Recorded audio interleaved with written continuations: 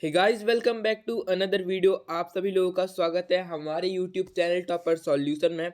जैसे कि आप सभी लोगों को पता होगा कि अभ्यास प्रश्न पत्र हमारे जो पेपर हैं वो चल रहे हैं प्री बोर्ड टाइप। तो उसमें जो है रसायन शास्त्र के सेट बी का जो सॉल्यूशन है वो जो है अब हम लोग लेकर आ चुके हैं। जी हाँ, इस वीडियो में आप सभी लोगों को कक्षा 11वीं के जितने बच्चे हैं उन सभी को रसायन शास्त्र के सेट बी का सॉल्यूशन दिया जाएगा इस वीडियो में। तो आप लोग वीडियो को जल्दी से लाइक कर दीजिए और हमारे चैनल पे जल्दी से 60,000 सब्सक्राइबर कंप्लीट करवा दीजिए। चलिए, तो वीडियो को शुरू करते हैं। ओके, सबसे पहला क्वेश्चन आता है हमारा, सही विकल्प चुनकर लिखने हैं हमें। पहला क्वेश्चन से हमने पूछा जाता है 7 ग्राम नाइट्रोजन गैसक एनटीपी का आयतन होगा। तो इसका आंसर आप सभी लोगों का हो जाएगा बी वाला 11.2 एल। फिर होगा आवर्त सारणी में किस वर्ग में नीचे से ऊपर जाने पर कौन सा गुण नहीं बदलता। तो इसका आंसर हो जाएगा संयोजी इलेक्ट्रॉन, सी वाला। चलिए, अब आ जाते हैं नेक्स्ट क्वेश्चन पे। नेक्स्ट क्वेश्चन है हमारा थर्ड वाला, वर्ग में ऊपर से नीचे जाने पर कौन सा गुण सदैव बढ़ता है। तो आप सभी लोगों का ए वाला परमाणु त्रिज्या, एंड 4 वाला प्रबल अम्ल और प्रबल क्षार की उदासीनीकरण ऊष्मा का मान होता है। उदासीकरण ऊष्मा का मान कितना होता है? -57.32 किलो जूल। ओके, फिर आते हैं हमारे हीरे में कार्बन की संयोजकता होती है 4। जी हाँ, हीरे में कार्बन में की संयोजकता 4 होती है। फिर आएंगे हमारे सिक्स्थ वाले क्वेश्चन में। सिक्स्थ वाला क्वेश्चन हमसे पूछ रहा है कि एक एल्कीन C2H2 को रक्त तली नली में गर्म करने पर कौन सा यौगिक बनेगा। तो इसका आंसर आप सभी लोगों का हो जाएगा बेंजीन।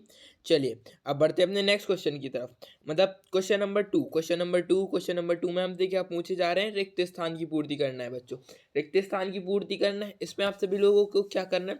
पहले वाले में आंसर आ जाएगा आप सभी लोगों को एल्कीन की शुद्धिकरण का आप सभी लोगों को भाप आ जाएगा इसमें आंसर, ठीक है, भाप। सेकंड में आप सभी लोगों का आंसर आ जाएगा, इसका सूत्र होता है CnH2n-2। ओके, ये होता है आप लोगों का सूत्र। फिर आप सभी लोगों का नाइट्रोजन में पाई बंद कितने होते हैं? 2 होते हैं। पाई बंद कितने होते हैं? 2 होते हैं बच्चों। चलिए, अब आ जाते हैं नेक्स्ट क्वेश्चन की तरफ। नेक्स्ट क्वेश्चन क्या है? बर्फ में कि पिघलने की एंट्रोपी, बर्फ के पिघलने पर एंट्रोपी क्या होती है? बढ़ती है बच्चों। क्या बढ़ती है? एंट्रोपी बढ़ती है। चलिए, अब बढ़ते हैं अपने नेक्स्ट क्वेश्चन की तरफ। फिर आते हैं हमारे फिर ऑक्सीजन के किस तत्व की ऑक्सीकरण अवस्था आप सभी लोगों को बदलती है? ठीक है, बदलती है। ओके, बदलती है आंसर आ जाएगा क्वेश्चन 5 में। एंड क्वेश्चन 6 में आ जाएगा ऐसे उपकरण जिसमें ऊष्मा विद्युत ऊर्जा का परिवर्तन रासायनिक ऊर्जा में होता है। तो इसका आंसर आ जाएगा विद्युत अपघटी। क्या आ जाएगा बच्चों? विद्युत अपघटी, अपघटनी, ठीक है, विद्युत अपघटनी आंसर आ जाएगा इसका। ओके बच्चों, एंड अब आते हैं अपने सत्य सत्य पर। सत्य सत्य में नोबल गैस को इलेक्ट्रॉन बंधुता शून्य होती है। तो जी नहीं, इसका आंसर हो जाएगा सत्य। थर्ड में आप लोगों का रेखीय है होता है, ठीक है, सत्य हो जाएगा। एंड थर्ड भी सत्य हो जाएगा आप सभी लोगों का। फोर्थ आप सभी लोगों का सत्य हो जाएगा। फिफ्थ आप सभी लोगों का जो रहेगा वो हो जाएगा सत्य। एंड सिक्स्थ आप सभी लोगों का हो जाएगा असत्य। चलिए, अब बढ़ते हैं अपने नेक्स्ट क्वेश्चन की तरफ। उचित संबंध जोड़िए, ठीक है, मतलब सही जोड़ियां मिलाना है, वही है। आप लोगों का पहला आएगा इलेक्ट्रॉन प्रभाव। इलेक्ट्रॉन प्रभाव में आप सभी लोग मिलाएंगे अस्थायी प्रभाव। ओके, फिर आता है हम लोगों का क्वेश्चन नंबर 2, लैक्टिक अम्ल। लैक्टिक अम्ल में आप सभी लोगों का आ जाएगा स्थानीय प्रभाव। नहीं, इलेक्ट्रिक अम्ल में आप लोगों का हाँ शायद तक स्थानीय प्रभाव आएगा आप सभी लोगों का। और थर्ड में आएगा प्रेरणिक प्रभाव में, तो ये आप लोगों का ए हो जाएगा। पीएच स्केल आप सभी लोगों का होता है डी। आप सभी लोगों का पीएच स्केल जो है गुलबर्न एवं वर्ग द्रव्य अनुपाती क्रिया, तो आप सभी लोगों का हो जाएंगे। एंड तो सबसे पहले पीएच स्केल को आप लोग मिला लेंगे सबसे पहले सी से, एंड फिफ्थ को मिला लेंगे डी से। चलिए, ये आप लोगों की जो मैचिंग हो गई वो राइट हो गई। चलिए, मैचिंग सॉल्व हो गई हमारी। एंड अब बढ़ते हैं आप लोगों के क्वेश्चन नंबर 5 में। एक शब्द के आंसर हैं, मतलब एक वाक्य में हमें आंसर देने हैं। तो सबसे पहले क्वेश्चन में आप लोगों को आता है इलेक्ट्रॉन एवोगैड्रो संख्या कितनी होती है। तो एवोगैड्रो संख्या होती है 6022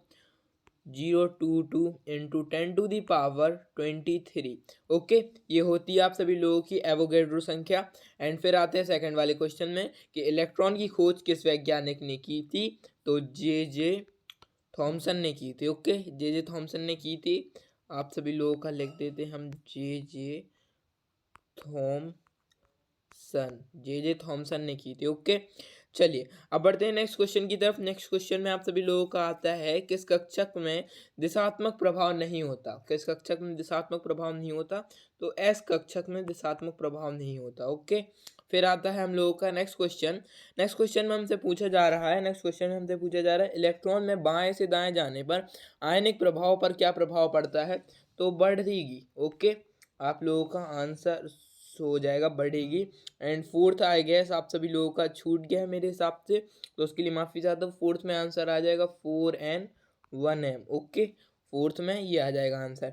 चलिए अब बढ़ते हैं आप सभी लोगों की इन क्वेश्चनों पर। 2-2 नंबर की जो मेन क्वेश्चन है, आप सभी लोग पहले पूरा पेपर देख लीजिए इसका, फिर इसके आंसर्स को जो है हम लोग दिखा देते हैं। ये 9th वाला क्वेश्चन रहा, ये 10th वाला क्वेश्चन रहा। 10th वाले क्वेश्चन में हमसे पूछ रहा है ऊष्मागतिकी का प्रथम नियम का कथन लिखिए। बस कथन लिखने को कहा गया है।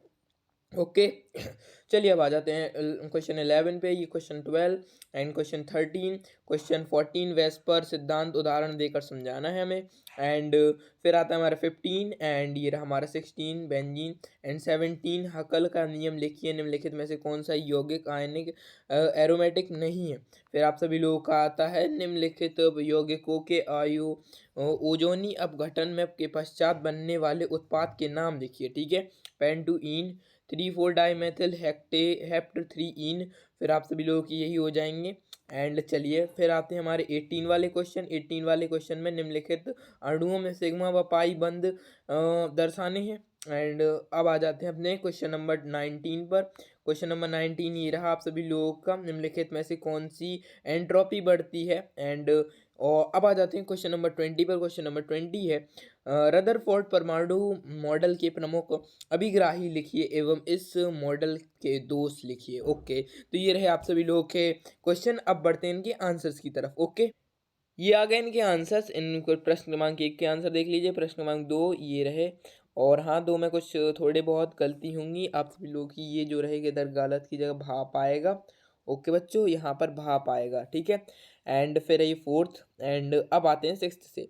जी हाँ, सीमांत अभिकर्मक पूछा गया था, तो सीमांत अभिकर्मक देख लेते। सीमांत अभिकर्मक जब किसी रासायनिक अभिक्रिया में बच्चों दो क्रियाएं जो क्रियाकारक जो रहते हैं वो भाग लेते हैं, जब इनमें से एक क्रियाकारक जो रहता है कम मात्रा में रहता है और जो दूसरा क्रियाकारक रहता है बच्चों वो जब अधिक मात्रा में होता है, तो क्रियाकारक में कम मात्रा होने से वह पहले समाप्त हो जाती है। ओके, तो सीमांत अभिकर्मक वो कहलाती है, लिमिटेड आप लोगों की। ठीक है, एंड फिर आते हैं 7th वाले क्वेश्चन में। 7th वाले क्वेश्चन में जो हमें दिया गया था, तो फर्स्ट का हो जाएगा Cl। ओके, सेकंड का हो जाएगा U, थर्ड का हो जाएगा Be। ठीक है, एंड फिर आते हैं हमारे क्वेश्चन नंबर 8 पे। क्वेश्चन नंबर 8 में आप सभी लोगों का हो जाएंगे, ये आधुनिक आवर्त सारणी में जो सिलिकॉन है जिसका परमाणु क्रमांक है 14 एंड ए और पी के बीच में रखा गया है। सिलिकॉन के परमाणु क्रमांक 14 है और बाह्य इलेक्ट्रॉन में का विन्यास 3s2 3p2 3ps2 है। इसके तीसरे आवर्त में 14वें वर्ग की संख्या पर रखा गया है। जी हाँ, ये हो जाएगा आप लोगों का 8वां वाला, और ये 9वां वाला हो जाएगा अमोनिया के केंद्रक नाइट्रोजन परमाणु पर केवल एक इलेक्ट्रॉन एकाकी युग्म होता है बच्चों, जबकि जो रहता है H2O जो रहता है केंद्रक ऑक्सीकरण परमाणु पर इलेक्ट्रॉन के दो एकाकी युग्म होते हैं।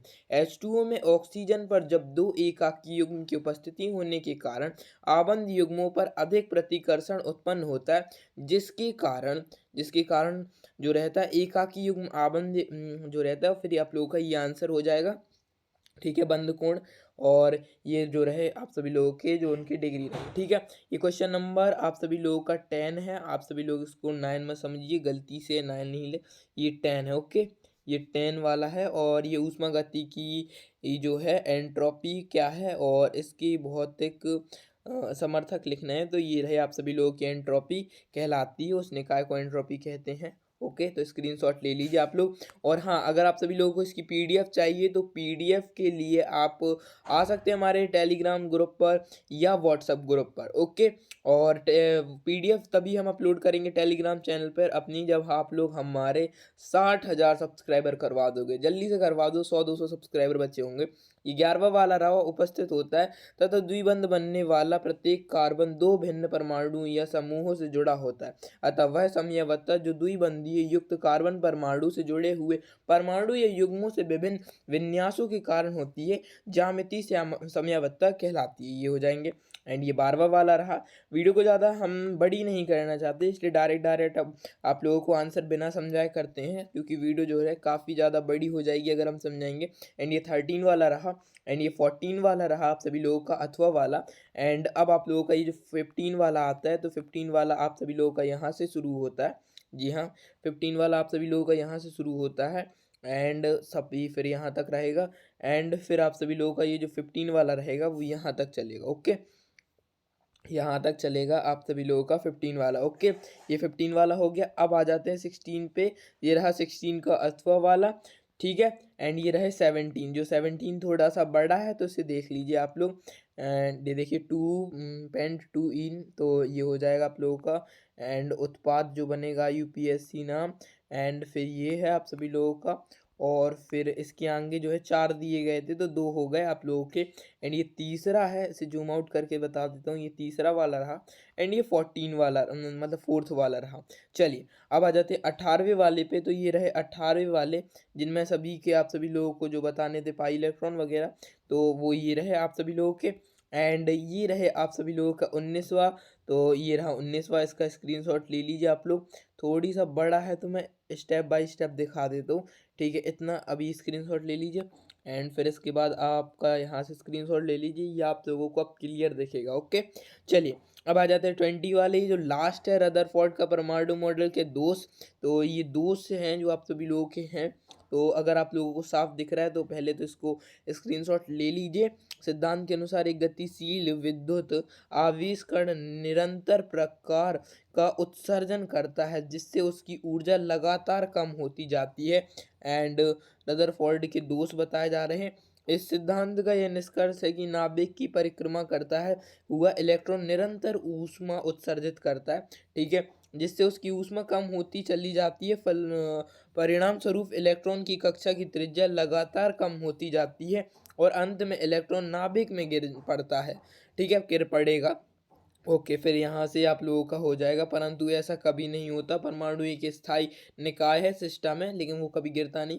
तो ये रहे इलेक्ट्रॉन की ऊष्मा में लगातार ह्रास मतलब कमी। तो ये जो रही आप सभी लोगों की जो कमी थी रदरफोर्ड के परमाणु मॉडल में, तो इस कमी को आप सभी लोगों ने लिख दिया। एंड ये इसका चित्र भी बना सकते हैं, आप लोगों के नंबर जो रहेंगे फिर फिक्स हो जाएंगे। एंड इस वीडियो में आप सभी लोगों का फुल सॉल्यूशन जो रहा हमने आपको दिखा दिया है। एंड नेक्स्ट वीडियो में आप सभी लोगों को किस सब्जेक्ट का सॉल्यूशन चाहिए, मैथ्स का चाहिए या बायो का। चलिए मैथ्स या बायो वाले बच्चे जल्दी से कमेंट करें। तो आप सभी लोग जल्दी से कमेंट करिए कोई किस सब्जेक्ट का आप सभी लोगों को सॉल्यूशन चाहिए। अगर बायो वालों का वोट ज़्यादा होंगे तो बायो वालों को जो सॉल्यूशन है पहले अपलोड कर दिया जाएगा। मैथ वालों का थोड़ा सा लेट अपलोड होगा। और 60,000 सब्सक्राइबर करवा दिए तो दोनों का सॉल्यूशन जल्दी ही जो है अपलोड किया जाएगा। चलिए इसकी पीडीएफ चाहिए तो 60,000 सब्सक्राइबर कंप्लीट करवा देना। और मैं मिलता हूँ आप लोगों से किसी नेक्स्ट वीडियो में, तब तक के लिए दोस्तों ओके बाय बाय।